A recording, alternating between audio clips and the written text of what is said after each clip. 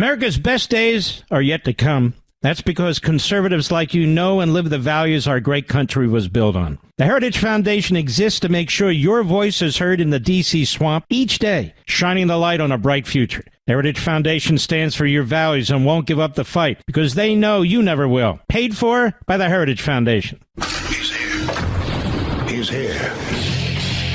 Now, broadcasting from the underground command post, deep in the bowels of a hidden bunker, somewhere under the brick and steel of a nondescript building, we've once again made contact with our leader, Mark Levin.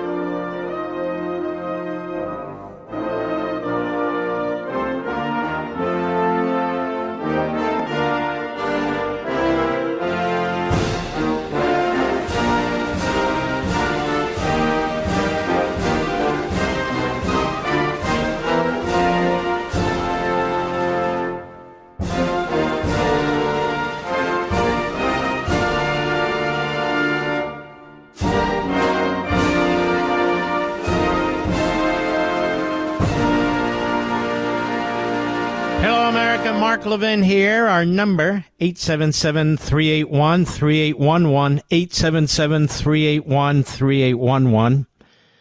Speaker of the House, Mike Johnson, will be here in hour two. But you know what? There was something that was said by this guy, Zohran Mamdani, about his aunt, or in some places it's aunt. That after 9/11, she didn't feel safe. She didn't feel safe going in the subway with her hijab. Because, you see, the people in New York City are bigots and racists. You know, it's amazing to me. We're the most beneficent, kind, forgiving people on the face of the earth. We truly are. In any other country, if an ethnic group or religious group did to that country what was done to us on 9/11, there would be a lot to answer for, wouldn't there, Mr. Producer? In fact, so beneficent are we, we're almost ridiculous. In fact, absurd. In fact, self-defeating. Qatar protected KSM, the mastermind, in 9/11. They helped him escape the FBI. And less than 2 years later, he and Saudi terrorists attacked our country, killed 3,000 of our fellow citizens. Now I understand Qatar is not only one of the greatest leaders in the Middle East, but one of the greatest leaders in the world and our dearest friend, and we don't know what we'd do without them. Same with Saudi Arabia, our new wonderful dear friends. Qatar has about 330,000 citizens. They don't really invent anything. They have a lot of slave labor there. But they have an enormous amount of natural gas. And so they're our buddies, and they've paid a lot of money to be our buddies. I mean, Capitol Hill, law firms, public officials in and out of government, the media, Islamist front groups in our country. They're very busy. Very busy. Then there's Saudi Arabia. They've never apologized for 9/11. In fact, they keep the cover-up going. But they're our dear friends now, too. Israel, of course. We're supposed to hate Israel. But Qatar, wonderful. Saudi Arabia, wonderful. Zohran Mamdani was with a group of Muslims at a mosque in the Bronx. And he's very upset, you see, because his auntie was afraid of you, the American people, because she was wearing a hijab. And we know how you Americans are when it comes to immigrants and hijabs. Of course, the FBI tells us that by overwhelming amount, the greatest amount of hate crimes is against Jews. And by the way, often by Arabs and Muslims. Shh. No. Shh, don't say that. But it's true. Some of them even call themselves Palestinians. Shh, Mark. Don't. So here he is, Zoran Mondami, telling you New Yorkers, in fact, we, the American people, what a bunch of racist bigots we were after 9/11. Of course, it was racist bigots who attacked us, but that's beside the point. Cut 4, go. I want to use this moment to speak to the Muslims of New York City.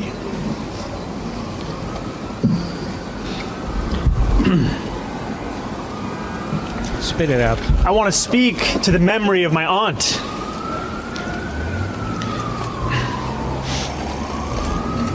who stopped taking the subway after September 11th because she did not feel safe in her hijab. And he paused. He showed some emotion, tears. He was sort of a gentle cry. His aunt was a victim of American racism and bigotry against Muslims, even though on that day it was Islamists who slaughtered 3,000 Americans, including Muslims. But there's a little problem with this story, America. In fact, there's a big problem with this story. Ayal Yacobi, who does a wonderful job posting information. Zoran Mondami's aunt did not stop taking the subway after 9/11. She never took it in the first place. She lived in Tanzania. She was a senior program development officer. Before that, she was a public health consultant. All in Tanzania. Nobody bothered his aunt. His aunt wasn't here. She wasn't taking the subway. Now, what about that? So in addition to being a Marxist, an Islamist, an American hater, and a Jew hater, he besmirches 9/11. Besmirches 9/11. Now, who's Mahmoud Mandani? He's Zorhan's father. Who's a tenured faculty member, a professor at Columbia University, where he preaches his hate, his terrorism, his anti-Americanism. I want to give a hat tip to Mays, who's fantastic too, on X. All these people should be given podcasts if they're not, rather than the freak frauds and phonies out there. Cut 1, go. America is the genesis of what we call settler colonialism. And the American model was exported all around the world. Abraham Lincoln generalized the solution of reservations. They herded American Indians into separate territories. For the Nazis, this was the inspiration. Hitler realized two things. One, that genocide was doable. It is possible to do genocide. That's what Hitler realized. Second thing Hitler realized is that you don't have to have a common citizenship. You can differentiate between people. The Nuremberg laws were patterned after American laws. Anyway, the US put Indians in reservations. The U.S. invented the model. The U.S. invented the model. The model of what? The model for Hitler. The U.S. invented the model for Hitler by putting Indians in reservations. Putting Indians in reservations. And so Hitler got the idea that we could put Jews in concentration camps, exterminate them. America created the model. This is what he's teaching young people who don't know now north from south or east from west. This is what he's teaching them. To hate America. Hate America. Hate it. Because you see, but for America, there wouldn't have been a Hitler. There wouldn't have been concentration camps. Because America was the genesis, he says, of what we call settler colonialism. Now, ladies and gentlemen, if you read American Marxism, you know that this is the position of the Islamists and the Marxists. America is responsible for fascism, for Hitler, for colonialism and imperialism. America is the genesis of racism and bigotry. White Europeans who settled the North American continent laid siege to Central and South America, took the land away from the original inhabitants. That's why there can be nothing like illegal immigration. The illegals are the white Europeans. This is what he and other Marxists and Islamists are teaching throughout academia.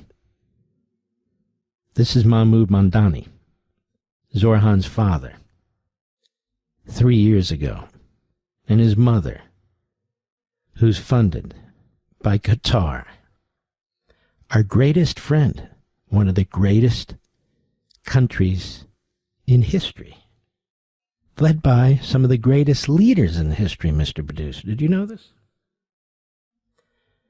Who've never been asked about 9/11, who've never been asked about KSM, who've never been asked about their role. Meanwhile, the royal family and some of their inbred relatives praise Hamas to this day. They funded Hamas $1.8 billion. Not a word. Billions and billions poured into our colleges and universities to promote Marxism and Islamism. You saw it in the streets to poison our young people. Not a word. I hear Israel has a PR problem. The PR problem is Qatar. It's buying podcasters. It's buying lobbyists. It's buying politicians. It buys media outlets indirectly, spending a lot of money because of all that natural gas it has. Gee. And there's Mamdani, who, God forbid, if he gets elected, will be elected because of the overwhelming support, as the New York Post reported, from migrants. Wow. I heard Karl Rove say something today, and I don't normally quote him because I don't normally care. But he actually said something that caught my attention. I'm doing Mahmoud Mamdani. Mahmoud. And that is, New York City is 65% Democrat and 22% independent. By my count, Mr. Producer, that's 87% who are not Republicans but tend to vote Democrat. He's got 45% of the support in the polls. In other words, he's got nothing. But because he can win in a plurality when you have multiple parties running like you do in other countries, he can slip in with a plurality of 45%. Even though the city is 87% liberal. Not exactly united behind Mr. Mamdani, are they? No, they're not. That's Mahmoud Mamdani. One more time for the slow of listening. Cut one, go. America is the genesis of what we call settler colonialism. And the American model was exported all around the world. Abraham Lincoln generalized the solution of reservations. So here's Abraham Lincoln, who led a civil war to free the slaves. And he's a colonialist. They want to attack our most important figures, statesmen. They want you to hate them. Worse off, they want our youth to hate them. So now Abraham Lincoln, you see, was a racist. The man who literally freed the slaves. He's a racist. But Mahmoud Mamdani of Uganda knows everything. And his son knows even more. Because they're not poisoned by the American system that they hate, you see. They seek to destroy it from within. And I warn these idiot Republicans, stop saying that this is okay. All Democrats will have to run on his agenda. No, it's not okay. One city at a time is not okay. I'll be right back. Mark Levin.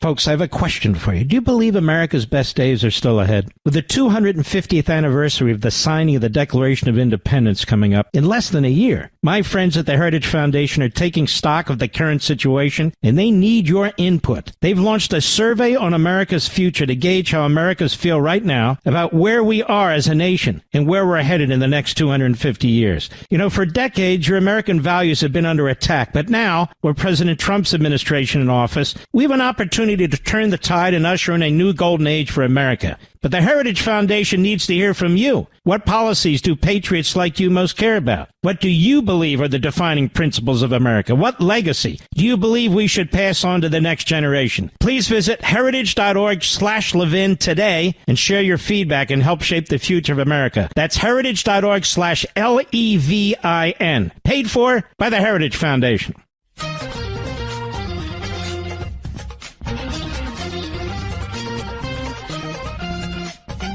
Oh, ladies and gentlemen, you haven't heard anything yet. This is going on in our schools and our streets, and it's going on throughout Europe. You see what's going on in the Middle East? I fear it could come to that one day. You see, this is a war on Americanism. Let's put Europe aside, Israel and the Middle East aside. This, right now, here, is a war on Americanism.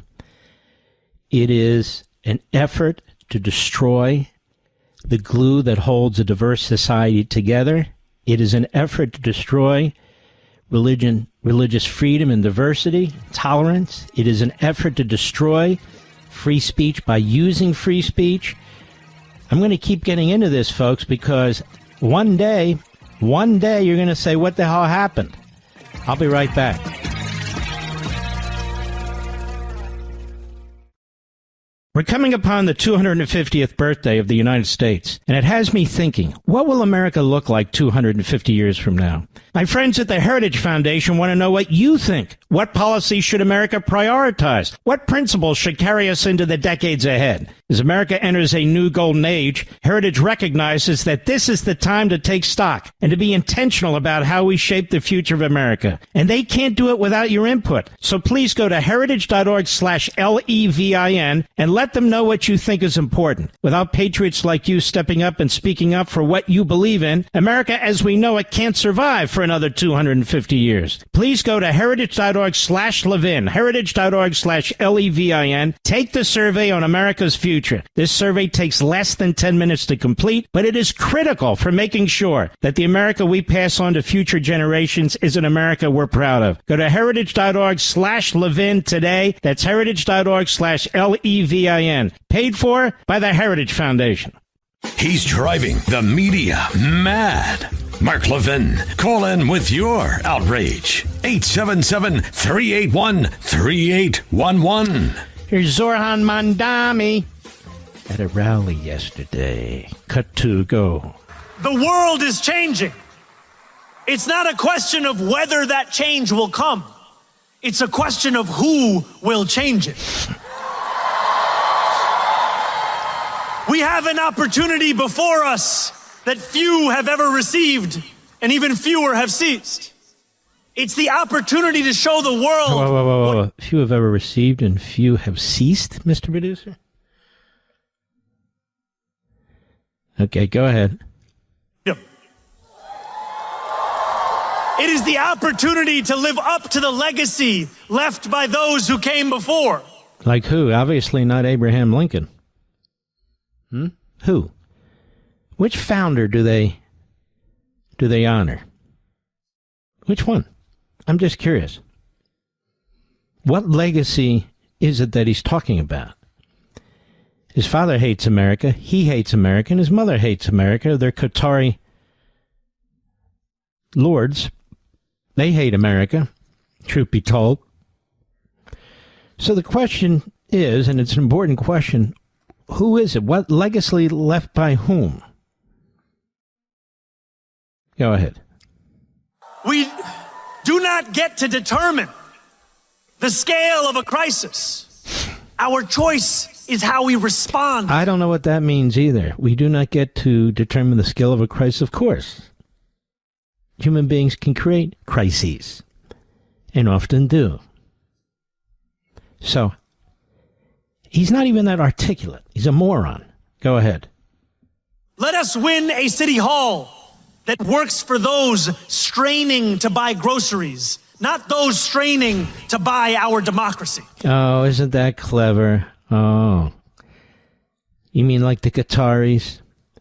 That's right, ladies and gentlemen. This guy, his family, multimillionaires. He married a woman whose family, multimillionaires. They're talking about buying our democracy. He has spent a fortune in this campaign. Tons of outside money. Go ahead.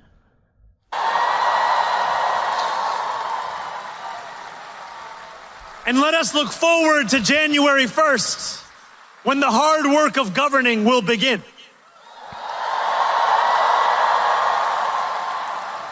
Those in power would like to describe our policy commitments as if they are illusions that will evaporate as soon as we approach City Hall. Okay, the guy says nothing about his policies. I mean, he throws out these slogans. He throws out generalizations about affordability, the poor, buying democracy, so forth and so on.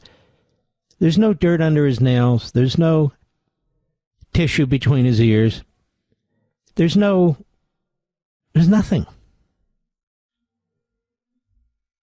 It's preposterous.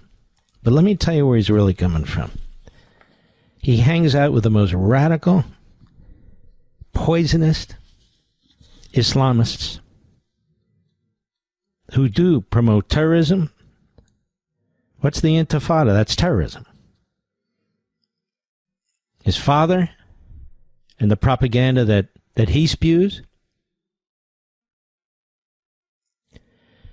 There's a Muslim YouTuber named Shohail, and he was in Times Square this month, and Times Square was loaded with people, loaded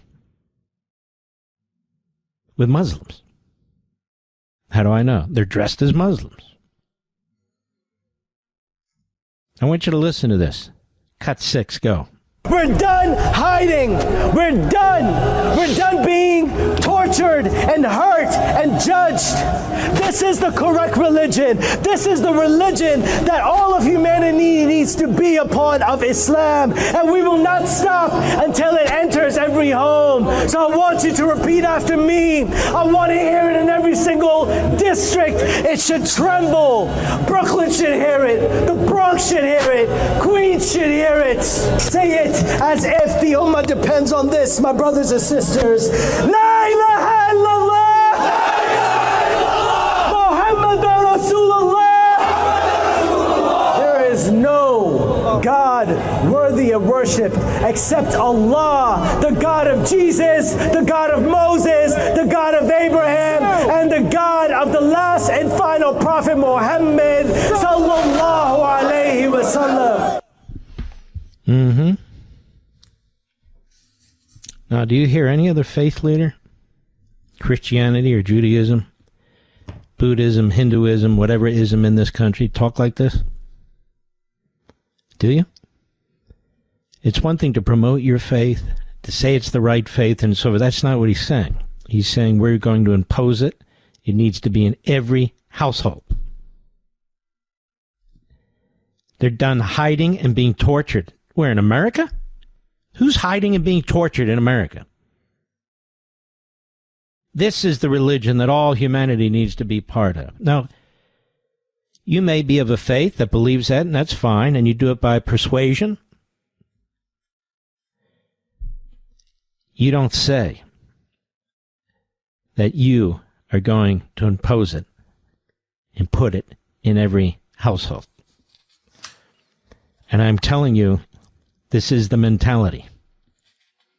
This is why the money is pouring into this country. Not because these other countries want to be our friends. Not because these other countries need to be invested in our businesses. They're government-centric. They're media-centric. They're education-centric.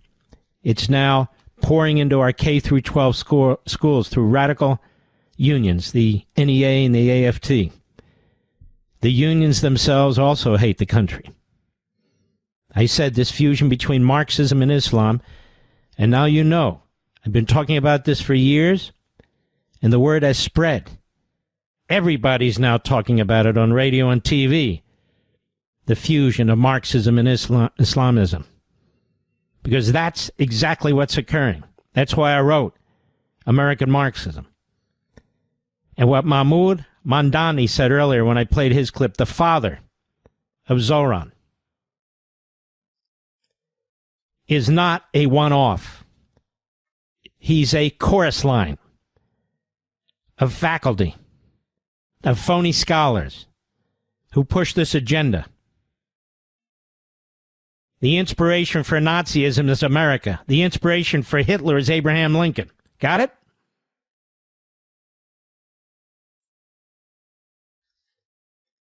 And it's going to get worse before it gets better.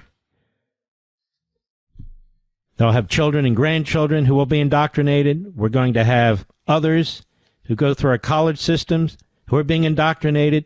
Now it's K through 12, where these school boards are being taken over by the same Marxist Islamists, where they're going to be indoctrinated. It's happening all over the country. And again, as I said before the break, if I hear one more damn Republican say this is okay because this means they're going to lose elections all over the country, no, it does not. You stop the poison where it starts from. It's like water. It finds a crack. What happens is you're dumbing down the American people to accepting this, to acquiescing to it.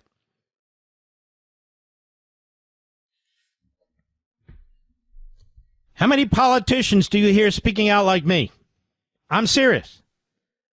Very few. Very few. On the Democrat side, none. None. Hakeem Jeffries just endorsed this guy. The Democrat Party lacks strong statesmen and leaders. He just endorsed this guy. AOC's at the rally. She has the brain of a slug and the experience of nobody. No experience. Right, Sandy? Call me Sandy, she said when she went to school in Westchester. All these revolutions are started by people with money. Money. The Mandanis, money. AOC, Westchester. Not that you all have to have money in Westchester, but they did. Right, Sandy? Castro, money. Mao, money. Lenin, money. Marx, money. Qatar, trillions. Saudi Arabia, trillions. Oh, yes. AOC at the rally for Mandani yesterday. Cut 3, please. Go. We are not the crazy ones, New York City. No, yes, you are.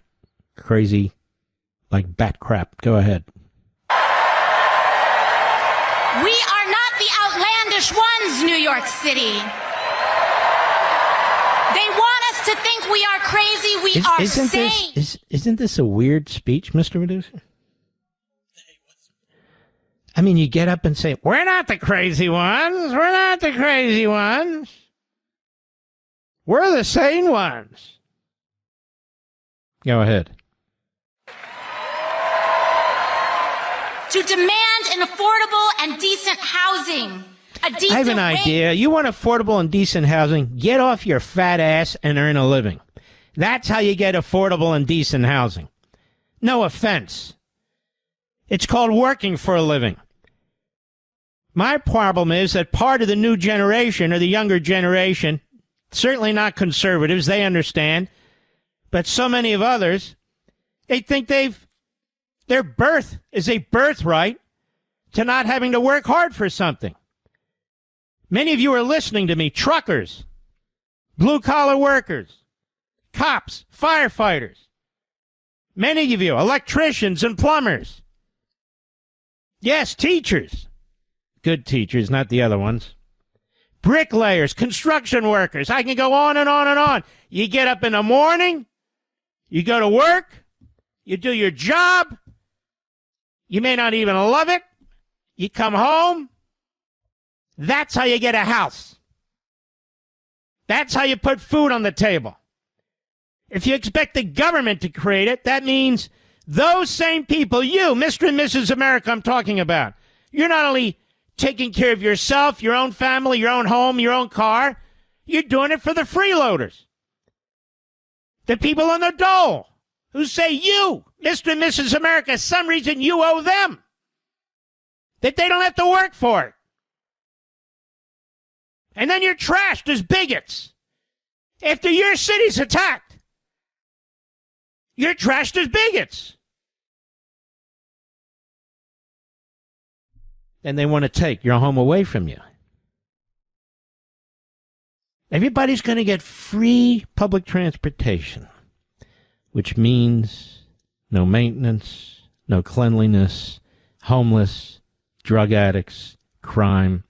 At the same time, the cops are handcuffed rather than the criminals, so nobody will be there to respond. And then you'll have your Soros prosecutors who only prosecute those who defend the innocent, not those who are perpetrators. I'm telling you.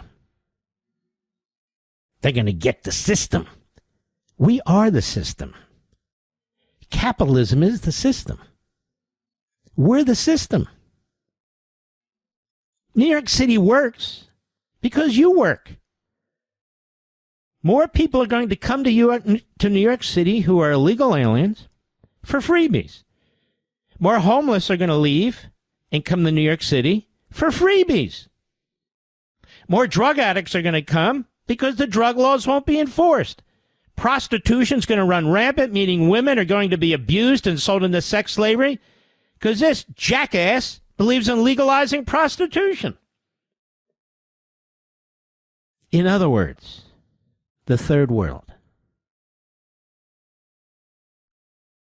But not even the good aspects of the third world. The underbelly of the third world.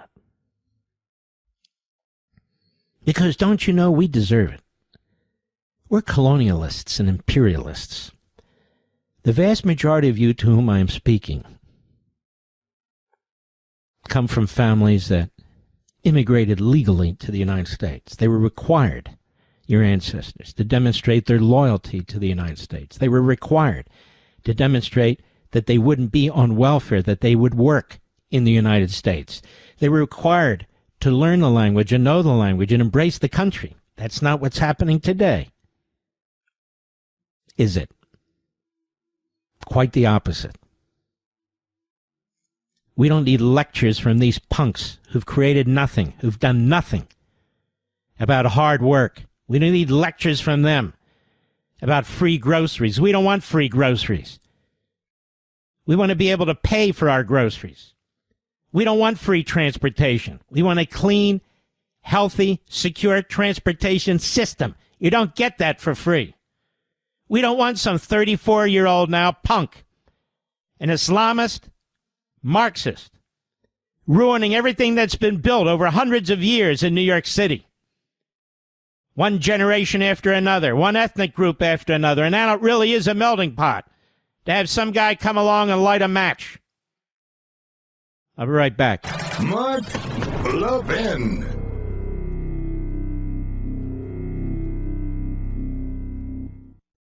Folks, I have a question for you. Do you believe America's best days are still ahead? With the 250th anniversary of the signing of the Declaration of Independence coming up in less than a year, my friends at the Heritage Foundation are taking stock of the current situation, and they need your input. They've launched a survey on America's future to gauge how Americans feel right now about where we are as a nation and where we're headed in the next 250 years. You know, for decades, your American values have been under attack, but now, with President Trump's administration in office, we have an opportunity to turn the tide and usher in a new golden age for America. But the Heritage Foundation needs to hear from you. What policies do patriots like you most care about? What do you believe are the defining principles of America? What legacy do you believe we should pass on to the next generation? Please visit heritage.org/Levin today and share your feedback and help shape the future of America. That's heritage.org/LEVIN. Paid for by the Heritage Foundation.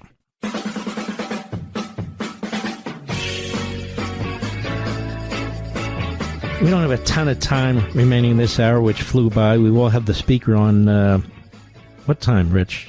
At 7:30 Eastern Time. And there's a lot to talk to about this government shutdown, quote unquote. But before I do that, I want to talk to you a little bit about Gavin Newsom. He wants desperately to be president. Look what he's done to California. Many people have argued, I've argued, that California used to be the greatest state in the country. The most vibrant, the most economically advantageous. If you wanted to be an entrepreneur, people would say, go west, go to California. Had a great tax system, was very low after Reagan and Duke Majan and P. Wilson. And the schools were exceptional, particularly the colleges and universities. It was known for the top educational system. And on top of that, such a beautiful, beautiful state where people would want to build their homes. Now the homes burned down and the state won't even let people rebuild. Can't even get water in the hydrants. There's absolutely no forestry taking place in any significant way. You have these cabals, environmental cabals and teachers' unions and others that run everything. It's a one-party state. It's effectively bankrupt. They're broke, despite the highest taxes in the country, and this man wants to be president of the United States. On top of everything else, he is a serial liar. He is a crackpot. He is a buffoon. He's an incompetent, and he's a serial liar. And I'm going to prove it to you when we return. This segment of the podcast is exclusively sponsored by Pure Talk. Pure Talk offers great coverage and can save your family money on your wireless bill every single month. Go to puretalk.com to find the plan that's right for you. Thank you again for listening, and thank you so much for this sponsorship, Pure Talk. He's here. He's here. Now, broadcasting from the underground command post, deep in the bowels of a hidden bunker, somewhere under the brick and steel of a nondescript building, we've once again made contact with our leader, Mark Levin. Hello, America. Mark Levin here. Our number, 877-381-3811, 1-877-381-3811. Well, you're not going to like what I'm reading, but I'm reading this now out loud from the New York Post to get the attention of all the Republicans and Democrats and independents in New Jersey if you want to save your state. Okay? This just broke, 5:58 p.m. Eastern Time. New Jersey Democrats continue outpacing Republican early votes in positive sign for Mikey Sherrill. Now, of course, Jack Ciattarelli, I think, can still win, may still win. But I'm about turning out the vote here. I'm about the mission. I'm not one of the pom-pom boys or girls that you'll see on TV or hear on radio. We got this thing locked up. Yeah, we got this thing. It's never locked up till it's locked up. New Jersey Democrat voters are outpacing the Republican peers in early voting turnout, writes the New York Post, which is boding well for gubernatorial candidate Representative Mikey Sherrill, with just over a week out from election. Of the roughly 635,000 mail-in ballots and in-person early votes in New Jersey, 57% were registered Democrats, 26% Republicans, 17% had another party affiliation. Now you might say, well, there's a reason for that. I don't care. Just turn out and vote in big numbers. You know, we never get any credit on this program for turning out the vote, but we turn out more voters than anybody. Anybody. Radio, podcast, TV, anybody. That's a better outlook than Republican Jack Ciattarelli had at the end of early voting in 2021, when 58% were Democrats, 22% Republicans, 20% had another affiliation. But the GOP still has a roughly 202,000 raw vote gap with Democrats, and initial in-person voting trends are only worsening Republican margin. Now, keep in mind, he's going to need Democrat votes. So this doesn't mean the outcome is for the Democrat. But it would be a hell of a lot better if more Republicans were voting. I'm just being honest. We're starting to see a narrowing of the viable paths available to Republicans, says Micah Rasmussen. And this is not to throw a wet blanket. This is to fire you up. Some Republicans have taken solace in the fact that oftentimes their voters are skittish with in-person voting. But Ciattarelli's campaign has pushed his voters to cast their ballots early. Rasmussen also explained Democrats have voted Republicans on Election Day by 140,000. Now, the Democrats are going to outvote the Republicans. Again, I say that it's an important point, but even more than that, what's important is that the Republicans turn out. That's the base for this candidate. He's a Republican. And you Democrats who are voting, I'm hoping you're conservative Democrats. I'm hoping you've had enough of high taxes and high energy bills and enough of this Islamist Marxist bullcrap. I sure as hell hope so. Now, this guy Newsom is a liar. He's a fraud. He's an incompetent buffoon. And he was on a podcast. I wrote it down here somewhere. What the hell? Oh, All the Smoke. I don't know what that means. We think we know what that means, but nonetheless, All the Smoke podcast. And here in part is what Governor Loser said. Go. And it was just like hustling. But also, you know, it was also about paying the bills, man. And it was just like hustling. And so I was out there kind of raising myself, turning on the TV, started, you know, just getting obsessed, you know, sitting there with the, you know, the Wonder Bread and 5 stacks of, hey, it's like the White Stack 5 story. Come on. Kraft macaroni and cheese. Bro. Are you talking about me? Young YG. YG, but man. Every day in the backyard, just bouncing the basketball. One of the guys. Gavin Newsom's story, writes the New York Post, about hustling to pay the bills, raised his eyebrows given his family's ties to billionaire heir. Governor Newsom's characterization of his humble origins are raising eyebrows. During a recent appearance on the All the Smoke podcast, Newsom recanted how his mother, who divorced from his father when he was young, hustled when he was growing up. My mom was 19, pregnant, and divorced a few years later with 2 kids. He said on the podcast, came from no money and just hustled, you know, worked hard, grinding every single day, 2.5 jobs, no bull S. We had roommates all the time because she couldn't afford the rent. It was also about paying the bills, man. It was just like hustling. Boy, he likes that word. And I was out there, kind of raising myself, turning on the TV, just getting obsessed. What does that mean, Rich? I was out there raising myself, turning on the TV. If you're out there raising yourself, you're working at McDonald's, you're doing whatever you have to do. I was sitting there with the Wonder Bread, the macaroni and cheese. Throughout his career, Newsom has told similar hardscrabble stories, implying he grew up in poverty or in the lower echelons of the middle class, seeking to be more relatable to voters. Over the summer, for example, he claimed to have slept on the couch and that his sister slept in a hallway because his mother had to rent out the spare bedroom. But skeptics have pointed out that Newsom's late father, William, a former Associate Justice of the California Court of Appeals, served as a highfalutin attorney for Getty's billion-dollar fortune.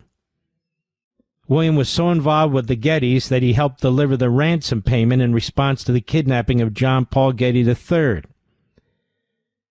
The elder Newsom previously explained that he was limited in helping out Gavin's mother financially due to his costly run for the Senate in 1968. I made a foolish mistake of putting my own money in it and losing, he said, according to a 2003 San Francisco article. I had a huge deficit when it was over. I lost my law practice in the process.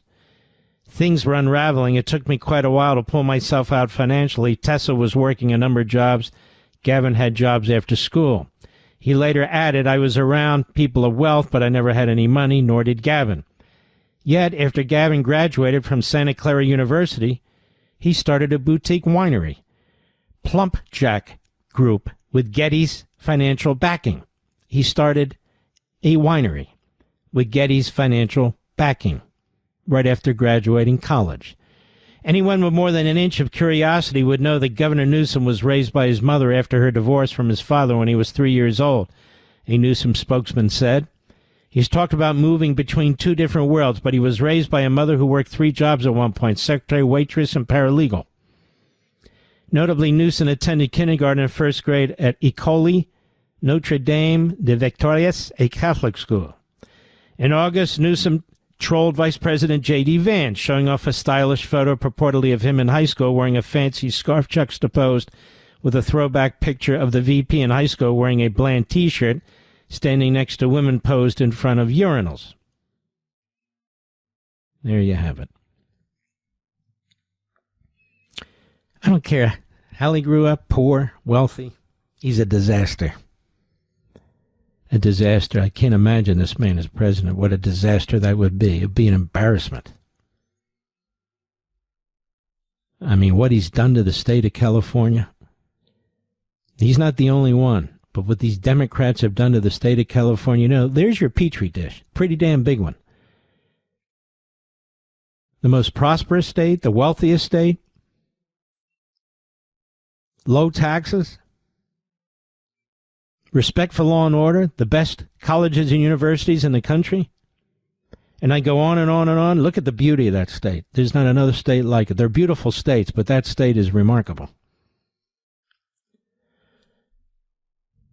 And look what he did to it.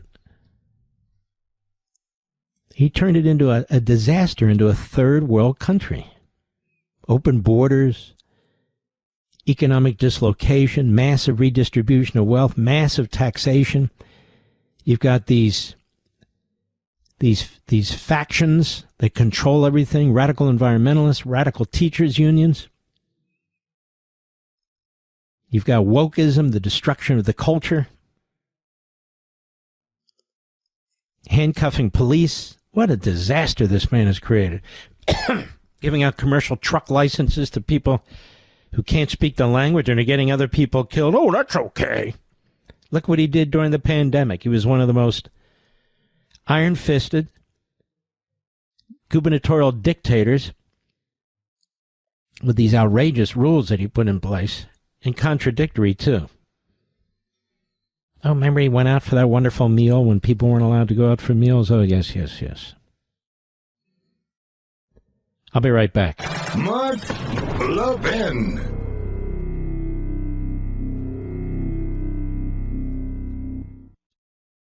There's a reason I'm proud to say Pure Talk is my wireless company, because they don't just talk the talk, they walk the walk, especially when it comes to supporting our veterans. This month, Pure Talk is choosing to support Canines for Warriors, an incredible organization that rescues and trains dogs, then pairs them with veterans struggling with PTSD. These are men and women who serve with honor, but when they come home, their brotherhood and support network they had in the military too often disappears. Canines for Warriors steps up to fill the gap, giving these heroes purpose, companionship, and healing. That's exactly why Pure Talk, a veteran-led company, supports them. Choose a wireless company that shares your values. And with talk, text, and plenty of 5G data for just $25 a month, you could also be saving a ton of money. Go to puretalk.com/Levin to make the switch today. Again, go to puretalk.com/LEVIN and switch to America's wireless company, my wireless company, Pure Talk.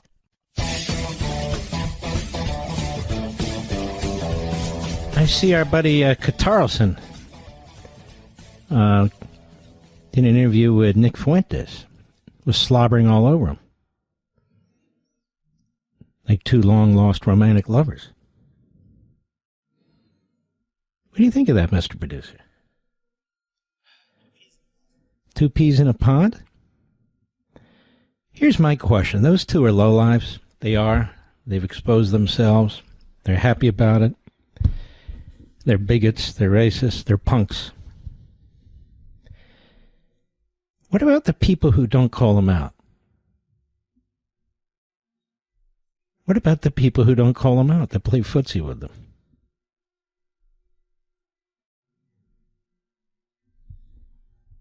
Doesn't that trouble you folks? Troubles me a lot. I'm going to spend more time exposing those people, too, at the beginning of the year. Calling them out by name. And they're free to come on this program and duke it out with me. Because I want you to hear from them. I want you to hear who the liberal media promote. And I'll tell you what else is amazing to me. The complete lack of guts by political leadership in failing to call these people out. In fact, embracing them.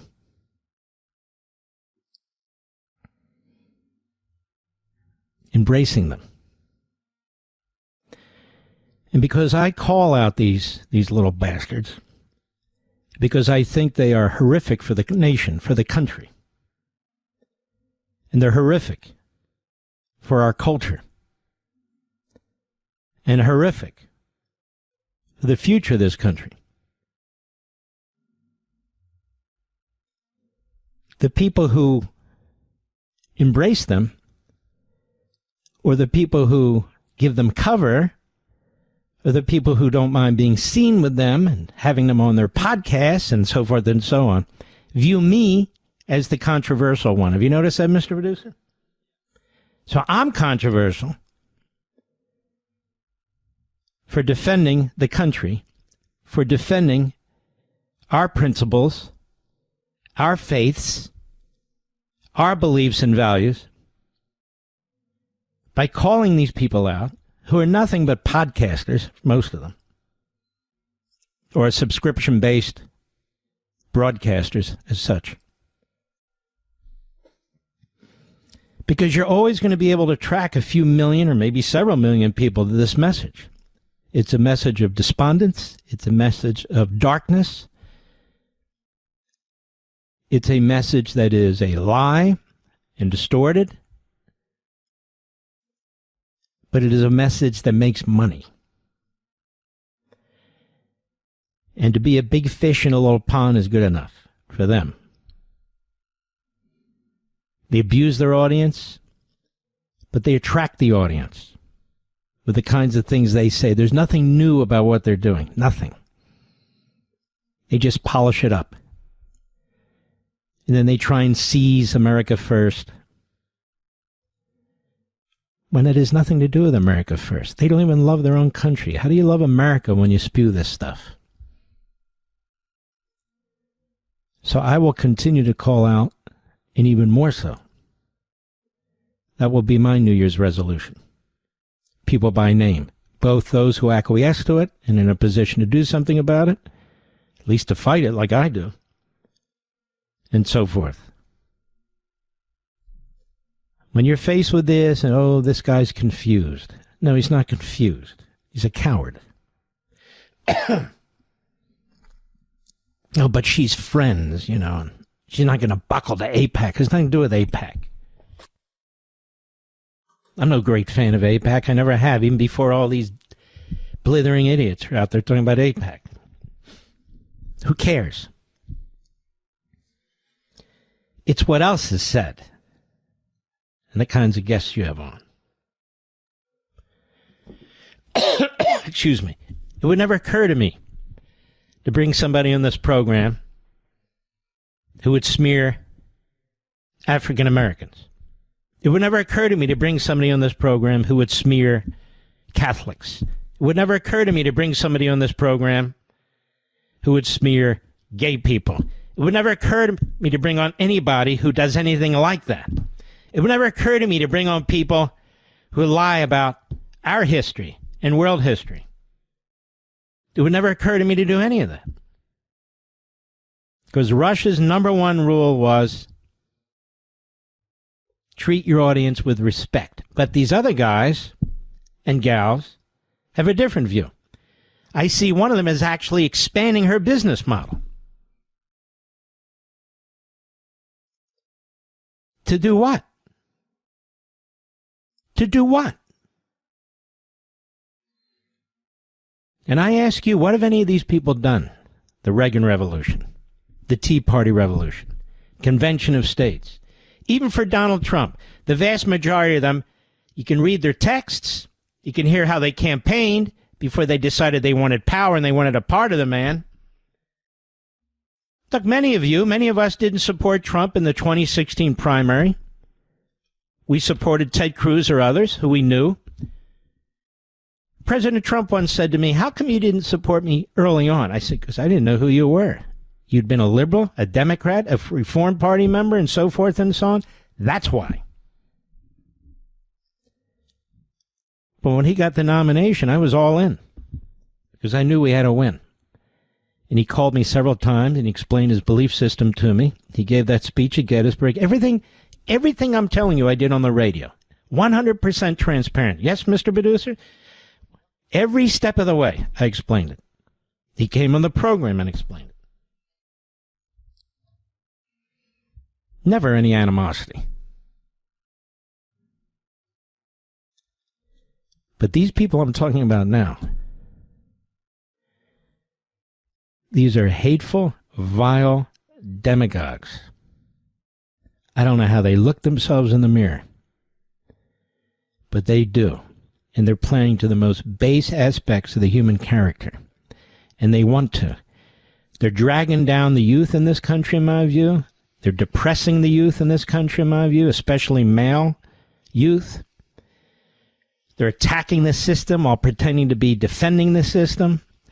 They're giving aid and comfort to the Marxists and the Islamists, to enemy countries overseas. This is a very dangerous lot. I'll be right back.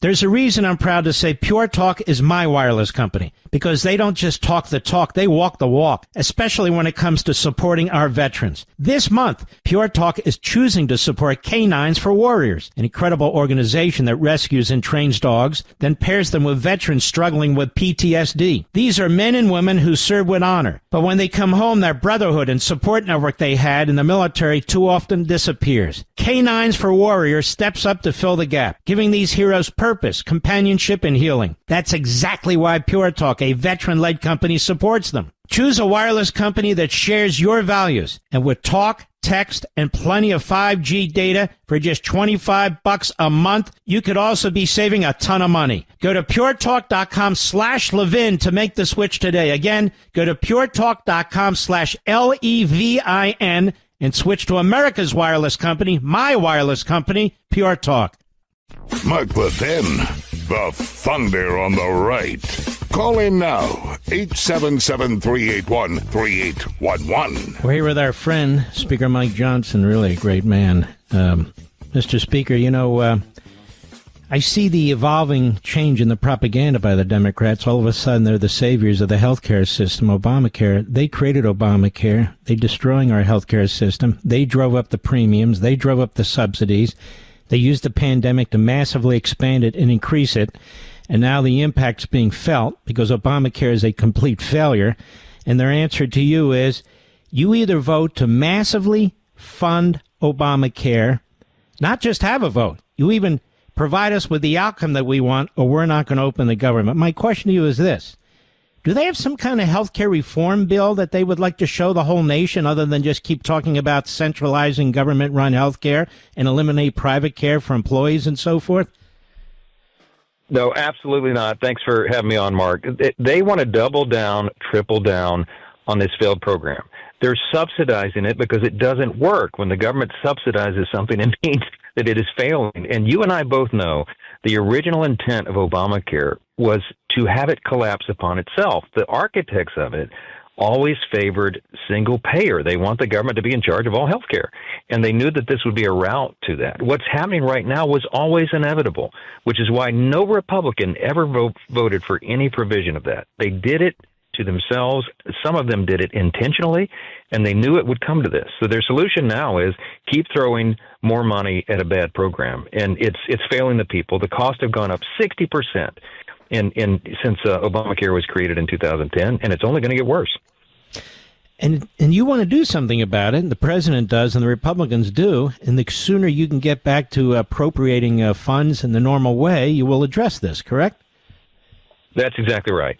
And I said in the press conference today, the only party that has any plan to fix health care, to make it more affordable, to increase access and increase the quality of care is the Republican Party. It's not the Democrats, because they're going to turn this over to the government. That was always the objective, and it's going to fail the people. So we have many plans. We have many ideas, many provisions, and it's not just talk, Mark. We're doing it.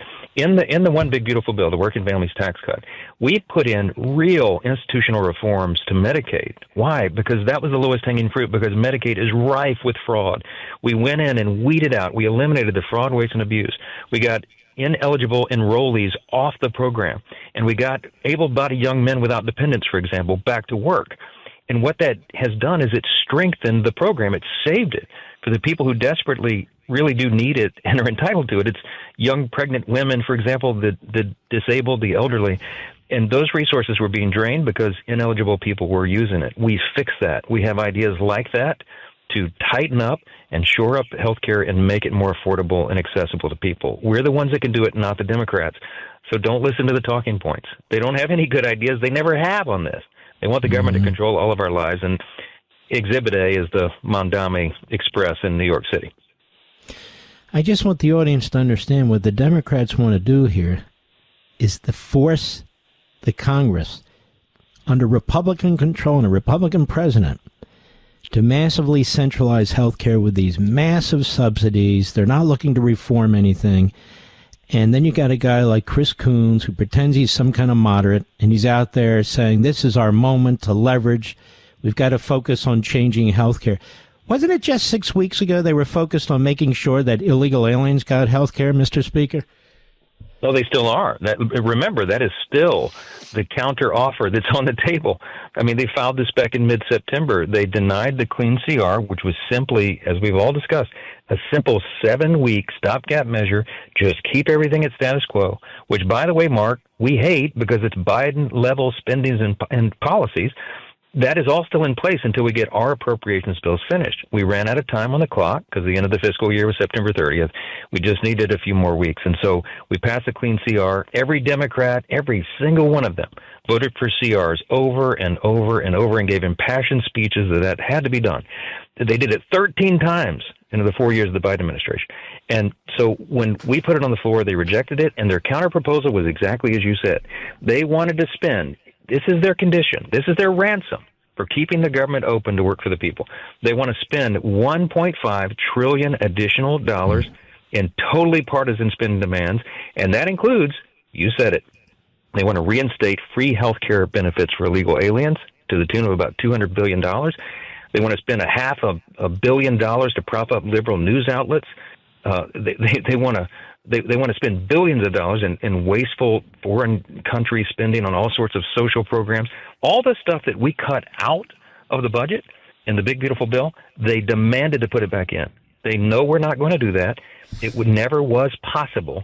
And so they decided to shut the government down because they calculated one thing overall. They're more afraid of the rise of the Marxist radicals in their party than they are hardworking American people, because they believe the Marxists and the radicals will bring more pressure to bear than the people themselves. And so they decided to shut the government down to give themselves cover with the radical left so they can keep their jobs. That's what all this is about at the end of the day. First of all, I want to congratulate you. I've been pushing forever for people to use the right word, Marxists. Oh, they're socialists. Oh, they're progressive. No, they're Marxists. They're an Americanized Marxist movement. That's where they get these ideas from. And you're like the only one, or certainly among the very few who gets it and says it. It's very important we call people what they are, whether they want to be called it or not. Let me ask you this. Where do these people think they're going to go with this? You now have effectively the Federal Employees Union, or one of the big ones, saying, just pass the clean continuing resolution. And the clean continuing resolution, America, means current spending, current programs, just move on so we can get down to business, and then we'll focus on other things like health care. So that the union has now said, pass it, correct? American Federation of Government Employees? Yeah, they did, and that's 800,000 federal employees.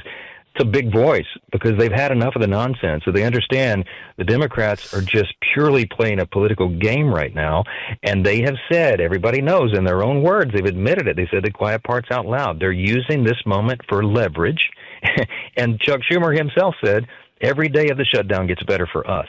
Who's the us? He's talking about himself. They're the Democrats who run Washington, because they are afraid they're going to be run out of town by Marxist challengers. You know that Chuck Schumer is going to get a challenge from AOC or somebody like her in New York. Hakeem Jeffries is going to get a challenge from one of Mondami's disciples on the city council there, and they're going to do everything they can to kick these career politicians out of their seats. So they care about that far more than they care about anything else. And that is the explanation for everything that we're seeing right now. It's really infuriating. They don't want to fund our military personnel, our TSA personnel, or FAA personnel. I mean, these really are essential employees and so forth. I mean, this is a kamikaze party. I guess they just don't care. What do you do with a party that doesn't give a damn? Well, it's an unprecedented thing. I mean, this truly is, they're making history in all the wrong ways for all the wrong reasons. This is the first time in the history of the country that any party has chosen to shut the government down over a totally clean CR, a nonpartisan measure. They don't care. They have evaluated that they have to do this because they cannot face the radical base in their party any longer, and we're all made to suffer because of it. You have real harm, real hardship being experienced by real people across the country. And it's not just federal workers. It's not just troops and TSA agents and Border Patrol agents and, air traffic controllers and all the rest, the people that we rely upon to keep us all safe. It's also small business owners. It's the people that provide the jobs in every community across the country. Many of them work in many ways on government contracts. All that has been shut down. This is real harm for real people. And on November 1st, the SNAP benefits dry up. That means food and nutrition programs, food stamps we used to call them. I was just going to make it clear to the audience. That's food stamps. Go ahead. I'm sorry. That's food stamps, yes. 42 million people rely upon food stamps right now. And those programs are drying up because the money doesn't exist to fund it. The Democrats have done that, Mark. This is so clear. Republicans have voted 13 times between the House and the Senate to open the government, and the Democrats have voted 13 times to keep it closed. They are putting their own self-interest, their political futures, ahead of the needs of the American people, and we should never forget it. My concern is, Mr. Speaker, maybe in the Senate, that you'll get a couple of Republicans who say that's enough. They'll start to buckle. You've heard a few in the House, a few of the whack jobs in particular. And so it doesn't take many, and then we're off to the races in some kind of massive increase in government control over health care, no? Well, we're going to hold the line. I mean, I am heartened to tell you that the Senate Republicans, House Republicans are completely aligned on this. The White House, the president, I talk with them every day about this. We are There's no daylight between us. The Republican Party is more unified than it's ever been. And we're going to hold the line because we know we are doing the right thing for the American people. It has never been more clear. And at the same time, you're seeing a stronger contrast between the two parties than you ever seen before. I mean, there's always been a difference, and you've been writing about this for years and pointing out the distinctions, but the chasm now is so wide, Mark. They're out in the open. They are Marxist, and they're running as such. You know, they used to try to hide it, but they don't anymore. And you look at the split screen. I mean, look at President Trump and the Republican Party delivering for the American people. I mean, we're solving the problems. We've cut their taxes. We're streamlining and cutting regulations to get the economy going again. We solved the border crisis. We're solving the crime crisis. We're cutting fraud, waste, and abuse out of government, and President Trump is solving wars around the globe, bringing peace through strength again. And what do you see on the split screen? The Democrats. We did everything I just described in the last 9 months. You know what they've done? Shut the government down. I mean, it's such a contrast, and everybody can see it. And there is no way for them to argue out of what they've done. Now, you were a litigator for conservative causes, and you used to listen to conservative talk radio. Isn't that correct? I did, and I learned a lot of what I know from listening to you, my friend. Now, what's the main town in your district? Shreveport, Louisiana. Yeah. Shreveport, Louisiana. Yeah. Yep. Northwest corner of the state. God's country.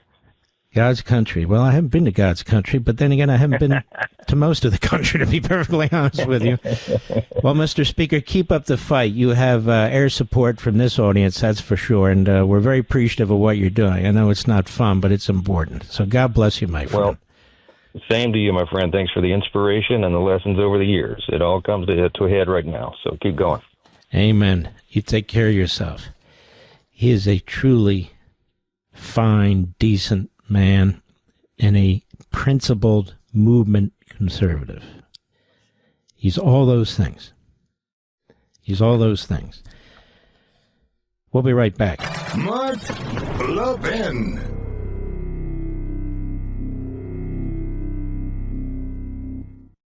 There's a reason I'm proud to say Pure Talk is my wireless company, because they don't just talk the talk, they walk the walk, especially when it comes to supporting our veterans. This month, Pure Talk is choosing to support Canines for Warriors, an incredible organization that rescues and trains dogs, then pairs them with veterans struggling with PTSD. These are men and women who serve with honor, but when they come home, their brotherhood and support network they had in the military too often disappears. Canines for Warriors steps up to fill the gap, giving these heroes purpose, companionship, and healing. That's exactly why Pure Talk, a veteran-led company, supports them. Choose a wireless company that shares your values, and with talk, text, and plenty of 5G data for just $25 a month, you could also be saving a ton of money. Go to puretalk.com/Levin to make the switch today. Again, go to puretalk.com/LEVIN and switch to America's wireless company, my wireless company, Pure Talk. I look around America, we have such a dearth of statesmen. Seriously, you just heard a real statesman, Mike Johnson. But I mean, look around. Seriously. You've got, on the Democrat side, it's truly embarrassing. Who is their statesman? They don't have one. Who is their leader? I don't mean leader by the choice of the other munchkins. I mean a real leader. They don't have any. And don't give me Mondami and AOC. They're not leaders. They're propagandists. They're demagogues. We have a very strong bench, particularly when it comes to governors. We really do. People keep asking Trump who he wants for president. You know, he never really endorses, but he says, or he said today, JD and Rubio's VP, that would be an unbeatable team. I have a different view of these things. You got to earn it. And that's why we were so condemnatory of Kamala Harris. You don't inherit the presidency. You don't inherit the nomination. You got to fight for it. And that's a good thing. Why is that a good thing? Even though we'll have our favorites, and I'll have mine, and I'll announce it at the time. Because all the imperfections, all the defects, all the problems come out in the course of the primary, and that's very important. Alliances, people who've supported you, what you've said in the past, what you've done in the past, all that stuff matters. All that stuff matters because the other party's going to use it. So it also matters what's important to you. You know, we have governors who've done incredible things. We have senators who've done incredible things. We have others who've done incredible things. You understand. But nobody's going to inherit it. And that's not a put down to the VP or anybody else. Nobody inherits seats. That's the way it is. Not in America. Except if you're a Democrat. We're not Democrats. Certainly not in this Democrat Party. The Power Hour is next. We'll be right back.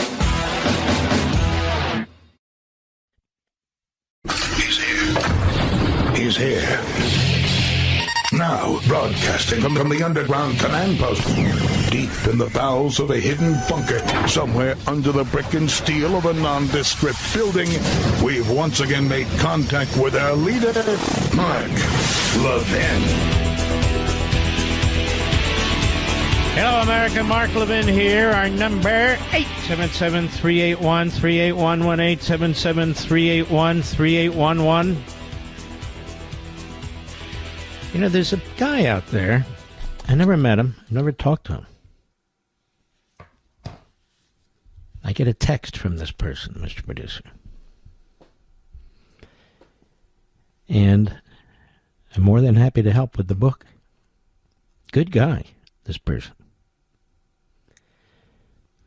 And I said, okay, the things we can do, things I'm not able to do under contractual arrangements, but other things I can do. We haven't heard from him again. Isn't that strange, Mr. Producer? That's a first. I mean, I don't really care. Honestly, I'm just trying to be a nice guy. But just weird. This job is weird sometimes. It really is. But I love it. Why? Because I love talking to you. I love talking to you. I got a beautiful little letter from an 11-year-old who called this program, and I think at the break I'll go grab it and read it to everybody. Because one thing I know is this. For people who listen or people who read what I write or whatever, it's important to treat them, that is you, Mr. and Mrs. America, with respect. So you know that I do care about what you're saying and thinking. I would want my parents treated with respect, my wife, our kids, grandkids treated with respect. And so that's what I do. Unless somebody's very rude, then I respond as I would with anybody else. But you get the point. It's just strange to reach out to me. Person I've never met. Again, I admire him. And then not to hear a word back. Very weird.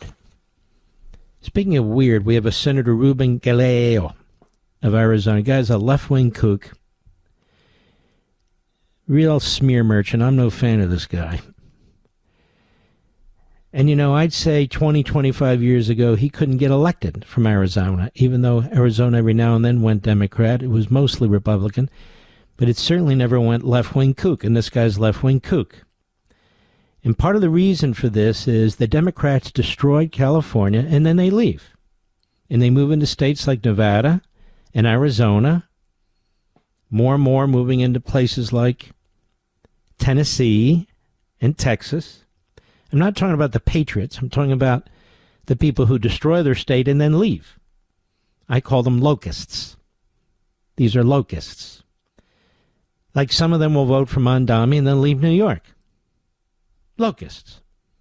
Anyway, here's this Ruben Galeo, and he's on CNBC with Joe Kernan. Now, I don't know Joe Kernan. I don't watch a lot of CNBC, but from the clips that I see from time to time, he's solid. Seems like a good guy to me. Well, let's listen to this interchange on CNBC today. Cut 10, go. What's in the 1.5 trillion? You could do it for 10 years, Senator, for $345 billion. What's in the 1.5 trillion that Democrats are demanding to open the government, and this is unheard of. We're not demanding anything. This is just a Republican talking point. All I want is for the ACA to be extended for Americans. So 24 million people do not get their premiums. So hold on now. So see, this is unfortunately what a lot of people don't know who are in this debate, who are questioning these people. I'm not saying Kernan doesn't. I'm just saying a lot of people don't. So I went back and studied it. I discussed this at length Saturday on Life, Liberty, and Levin. I've discussed it with you at length on Friday night. They blew up Obamacare. Obamacare was never going to work. It was supposed to save you $2,500 on your premium. Has your premium gone down $2,500? No. It was passed 12 years ago. Obama's a liar. Biden's a liar. Every Democrat voted for it. They're all liars. And the media are liars, too. We spent a lot of time on this here saying it was an impossibility what they were doing, and it is. The health care sucks. It really does. It's not great. It's hard to see doctors you want to see. It's hard to go to hospitals you want to go to. It's very limited because the government controls your options, pretty much. It determines what you're going to be reimbursed for. The pandemic comes along, what do? They massively expand it and expand the subsidies. The pandemic is over, what do? They massively expanded some more. So the program now is broke. And without hundreds and hundreds and hundreds of billions of dollars in new transfers of funds, subsidies, the premiums go way up. Now, this has been known for a long time now. A long time. It was known when Biden was president. What did the Democrats do when Biden was president last year? They had control over the budget process. What did they do? They said, okay, we'll extend these Obamacare subsidies for 1 year, Mr. Producer, 1 year, which takes it to what? September 30th in the calendar year for the government, not the real calendar year. So the Republicans are minding their own business. They passed the president's big, beautiful bill. They save Medicaid in part by taking illegal aliens off of it, and able-bodied Americans required to get jobs like they used to have to get before Biden became president. Nothing extreme, nothing, outrageous. You're a legal alien, you don't get Medicaid. And if you're an able-bodied American, you have to work 20 hours a week or volunteer somewhere 20 hours a week in order to get free health care. So the Democrats want to reverse all that. They want to reverse it. And yes, they want to give illegal aliens health care. What they did is, as I explained here last week and on TV over the weekend, is they changed the nomenclature. So if you're in the parole system, or if you're seeking asylum, or if you have a temporary, maybe 4 or 5 year visa to get a job here, they're calling you legal, even though you're not legal yet. You're illegal. They changed all these rules to make it easier for people to come into the country. They violated federal law, and now they're saying even though these people are illegal and getting benefits and getting to stay, they're not illegal. Millions and millions of them, because they opened the border and brought them in. They flew them in many cases. And it was killing the Medicaid system. Trump said, no, we're not doing this. Follow the law. No changing of the nomenclature and the language. You're off of Medicaid. You got 20 hours a week. Work it or volunteer it, or you're off of Medicaid too. We're going to bring this back to normalcy the way it was before Biden and the pandemic.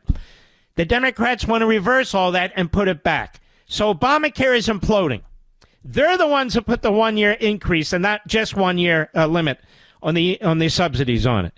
The Republicans are doing the budget process, a continuing resolution, clean they call it, which means no change in spending, no change in borrowing, no change in taxing, no change in program. Let's get through this budget process. Then when we're through, we'll take up a whole lot of issues, including health care. And the Democrats say, no, you either come up with hundreds of billions of dollars and subsidize our failed Obamacare program, which we Democrats blew up. It's imploding. We insist that you put hundreds of billions of dollars in there.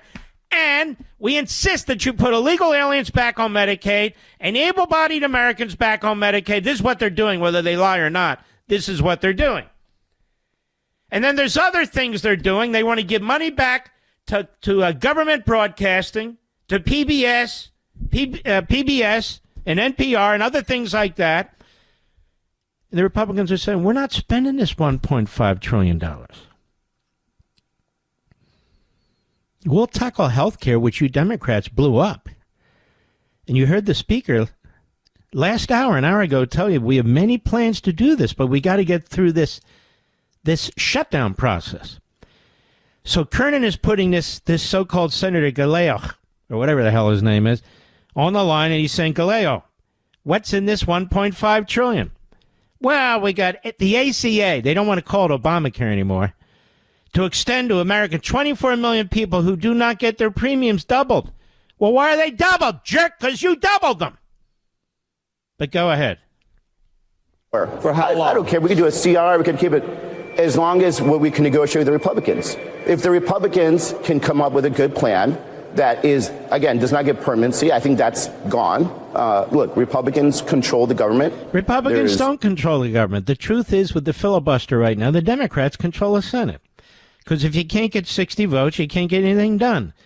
So the Republicans have been voting, 55 of them, 53 of them rather, with a couple of Democrats, to go forward with this appropriations process, the continuing resolution.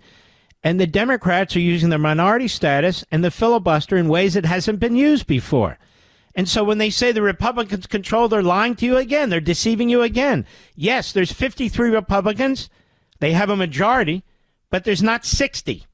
And so when the Democrats hold back votes, the Republicans can't get anything done. That's what's happening. Go ahead. Senate and the House of Representatives, I have to actually deal with that reality. But what I want to make sure is that Americans do not suddenly get a huge bill starting January 1st. No, you don't. The Democrats voted last year for a 1-year extension. That's all you did. Not a 5-year, not a 10-year. The Democrats blew up Obamacare because they do not want to reduce the number of people who are on it. They increased the number of people who are on it. That's number 2. Number 3, the Republicans said, we want to deal with this too. These are our constituents too that have to pay these premiums. But Bernie Sanders is saying, no, it's our way or the highway. It's not enough to have a vote. It's not enough for you Republicans to have 14 different plans. It's my plan. Centralized government or no plan. And that plan takes many of you who have employee-subsidized insurance and like it, it takes you off that plan, sticks you in Obamacare, where you're going to drown. And it's the Republicans who are protecting you and saying, no, we're not going to do that. Got it? I don't know how clearer I can be. Then we have more morons like Stephen Horsford. The hell is that? Another schmuck. Democrat from Nevada. Cut 11, go. The House of Representatives has not voted since September 19th. Speaker Johnson... They don't have to vote. Who is this moron? Who's this low IQ moron? They haven't voted since September. They already voted. They passed the continuing resolution. What do you mean they haven't voted? They were the first to finish their work. They got the continuing resolution over to the Senate. Now it's being blocked. Go ahead. And because of that, we are dealing with cruelty. All right, this guy's barely literate. I don't know who the hell this guy is. So it's Speaker Johnson's fault for getting the continuing resolution out on time, getting it to the Senate. This guy says Johnson's missing in action. He's cruel. He's incompetent. This guy's, he's 10 IQ points short of being in the positive. Let's do one more. Margaret Brennan. No fan of Margaret Brennan at all. She's awful. But she actually had a question out of her mouth to Hakeem Jeffries, even though she played softball with him later. Cut 12, go. You said Democrats, there are no election deniers on our side of the aisle. You said that back in January. But recently, you've been using the term rigged elections in reference to the upcoming midterms. Democrats were appalled when President Trump used language like that. How do you justify using that now? Doesn't that undermine faith for voters? You need to show up. No, I've been using that term in the context of Donald Trump's unprecedented effort to gerrymander congressional maps. See, Hakeem Jeffries is a liar, and he'll always be a liar, and he'll always known to be a liar. The Democrats gerrymandered Illinois so bad that Republicans were way underrepresented. Newsom gerrymandered the one-party state in California, just like in Illinois, horrendously gerrymandered California, right? 53, 52, 54 seats. The Republicans got 9. Illinois, the Republicans got, I think, 3 or 4. In Massachusetts, the Republicans have 0. 35 to 40% of the people in Massachusetts voted for Trump. They do not have a single Republican congressman. And they do this in these blue states. So Texas said that's enough. We're the biggest of the Republican states. We're pushing back. Some of the other states said that's enough. We're pushing back too. So this is Hakeem Jeffries. Hakeem Jeffries is a psycho. He is a serial liar. When Representative Michael Lawler got in his face, it was one of the best discussions I ever saw because it wasn't even a discussion. Lawler's trying to discuss facts, and there's Hakeem Jeffries. He doesn't know crap. Don't you get in my face. Don't tell me what to do. You be quiet. You shut up. What? Anyway, let's see here. Continue, please. Fashion all across the country in order to rig the midterm elections and deny the ability of the American people to actually decide who should be in the majority as it relates to the House of Representatives. You know, Democrats are also going through gerrymandering and redistricting. No. Well, Democrats are going to push back. You believe this guy? That's enough. Push back. You know, the Republicans control more state houses than the Democrats. Did you know that, Mr. Producer? And the Democrats have been playing this game for a long time. And then when the Republicans push back, they claim racism. They run to the courts. They try to get it to the Supreme Court and say, Republicans can't have that district. They're cutting out blacks and so forth. So the Democrats play it both ways. They redistrict Republicans in a way where they don't have a real say in the government. They bring in illegal aliens so they can have more Democrat districts, particularly in the blue states. And then, if the Republicans push back in a more Republican state, they claim racism. I'll be right back. Mark Levin.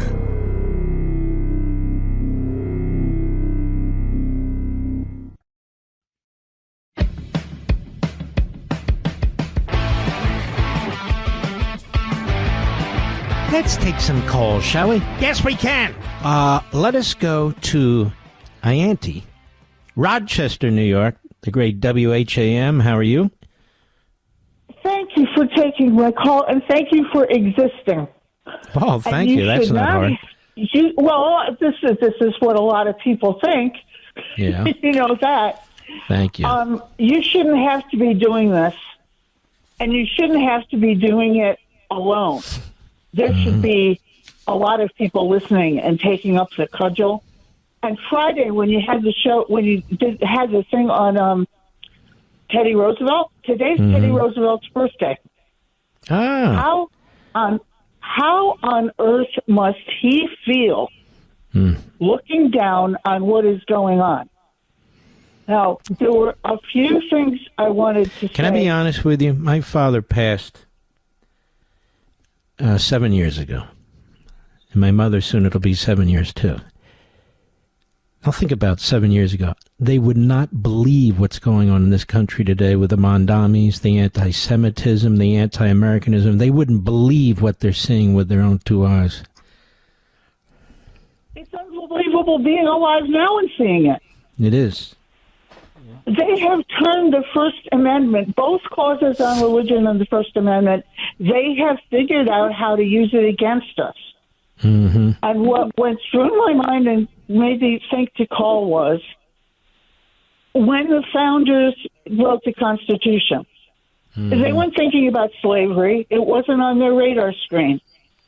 Later on, at the cost of terrible loss of life of whites and blacks and conscripted Irish soldiers, we fixed it.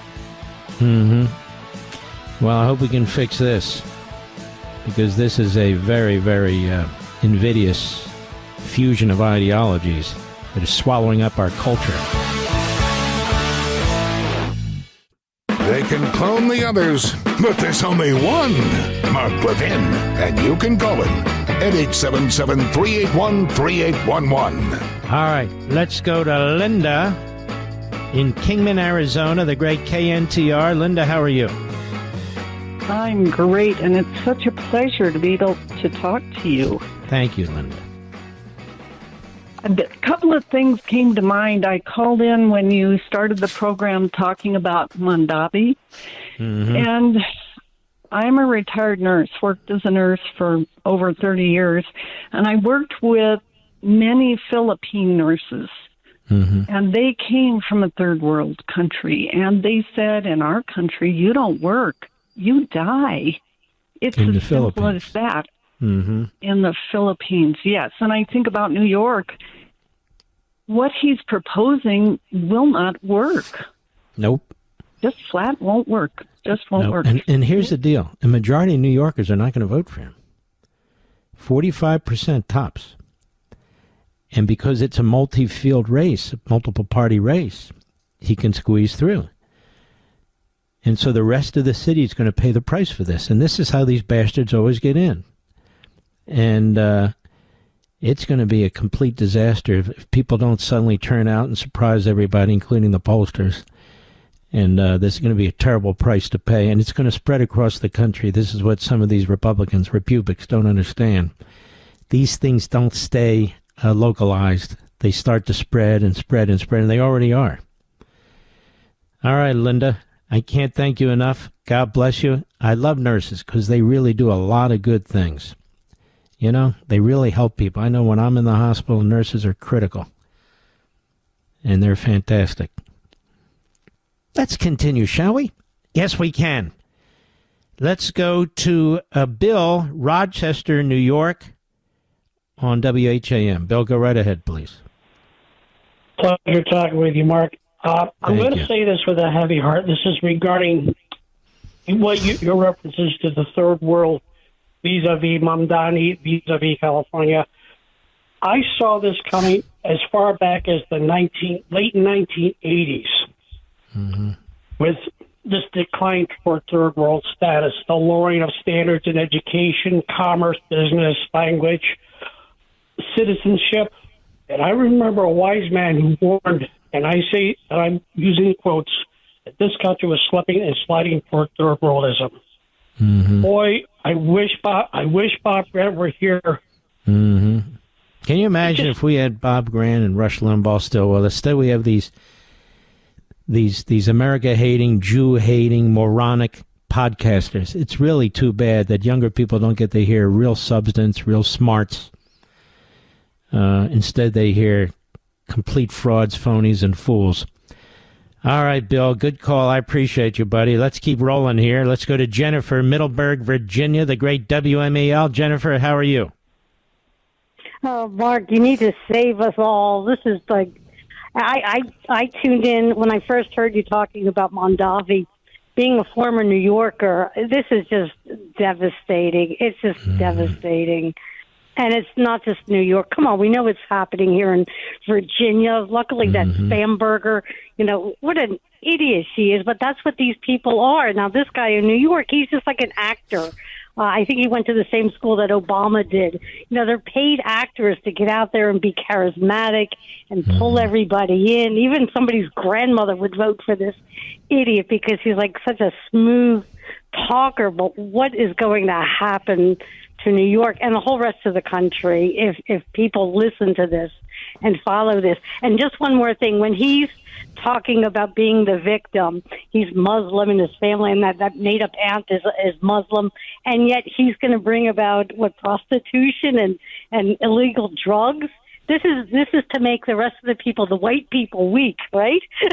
I don't know about white people, but all people. All right, thank you, my friend. You take care of yourself. By the way, there's a local race in my Virginia district. As you know, I'm a resident of Florida, but I'm here from time to time. A delegate who's running who's fantastic. His name is Gary Higgins. And the Democrats have him supporting abortion when women are raped. They have him supporting criminals. They have him doing all kinds of stuff. They lie about these Republicans. It's just horrendous. His name is Gary Higgins. I hope you'll support him. He's a great guy, law and order. He's very responsive to the citizenry and so forth, on taxes, on zoning. He does exactly what a state representative is supposed to do. They're trying to turn him into a monster. In fact, it's gotten so bad, his daughter's now doing commercials out here in Virginia because now they're getting threats on his life as a result of the commercials that the Democrats are running. But they don't care. They could care less. Listen to Hakeem Jeffries every damn day. His name is Gary Higgins, Geary Higgins.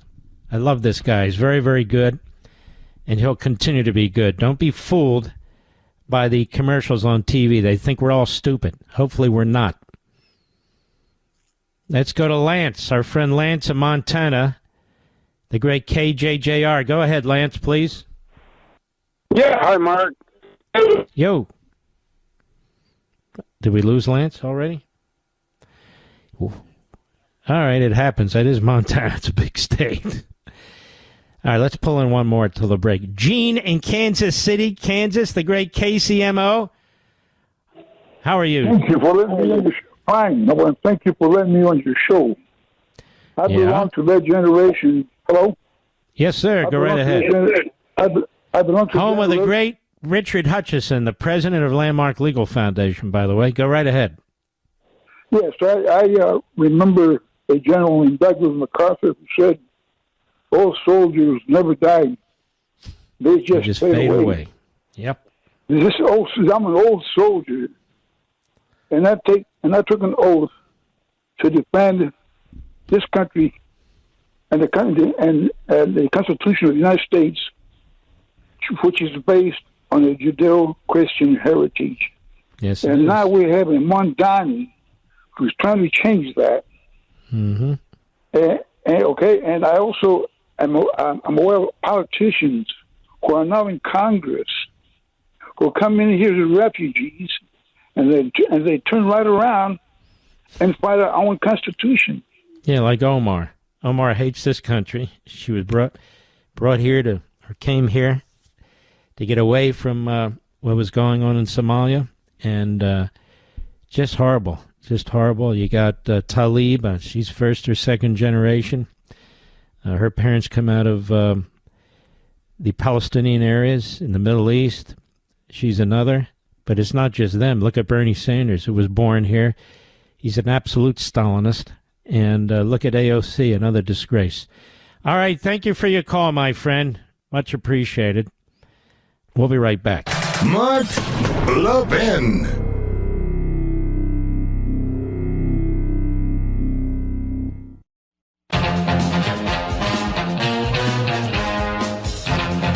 Let's go to Chris, Central Illinois, the great WLS. How are you, Chris?